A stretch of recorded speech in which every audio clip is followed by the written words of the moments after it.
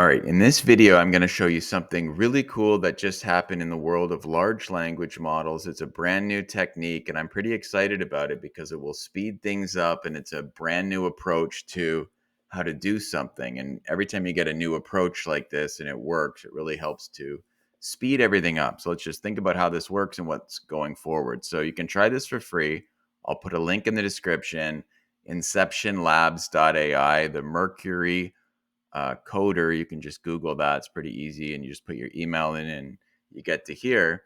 Now, the idea with this diffusion model, if you think about how AI images are created, they use diffusion, which means they're working on each bit of the image all together. It doesn't just start in one spot and kind of draw the way we would. And if you think about this in terms of writing or coding, the other, like a chat GPT type of model and all the other ones, they go from left to right or top to bottom. They do one word at a time, which really slows it down. So no matter how fast it's going, it still has to do everything one at a time. There's no parallel processing.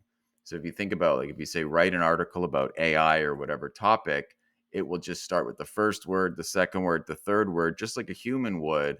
But no matter how fast it's going, it takes time because you have to go in order instead of just doing all the words at once. And this diffusion idea is you can basically, it'll start to work on the entire problem and then keep tweaking it all together. It's kind of miraculous that it even works.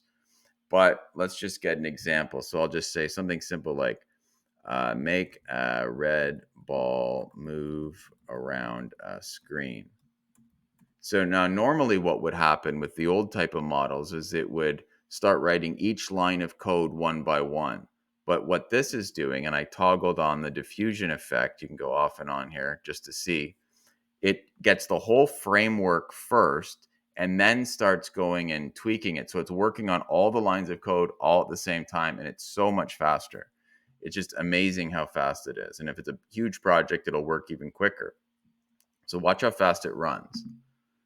Okay, so it's got everything all at once, and then it's just tweaking, and then here's the red ball moving around the screen. It's not like the biggest deal of a code problem, but this is how it works, and that is the amazing part. So if you can combine these two effects going left to right, and also, having it work in this diffusion framework, we could get everything cheaper, much faster, and that opens up all kinds of things and maybe even new capabilities. Who knows? Because if you think about it, um, like when you're doing the other way, which is called, I forget the term here, autoregressive sequential generation. So if you're doing the other way, once you start writing down something, that's it. You can't go back and do it. So if a new thing comes into play and you want to go back and edit it, that doesn't work. But with this diffusion thing, it's kind of thinking, quote unquote, through the whole thing all at once. So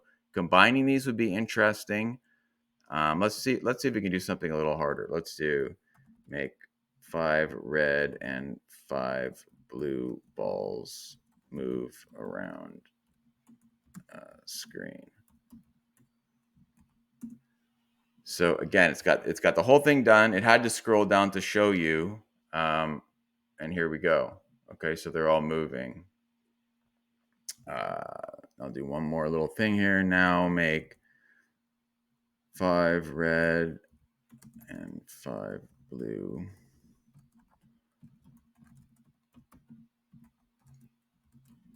If they hit each other, they turn green. Let's just see if this even works. But again, it's got the whole thing. See if the green balls hit. Yeah, so like if this red, that is happening. Okay, now they're all green, and I got it to stay.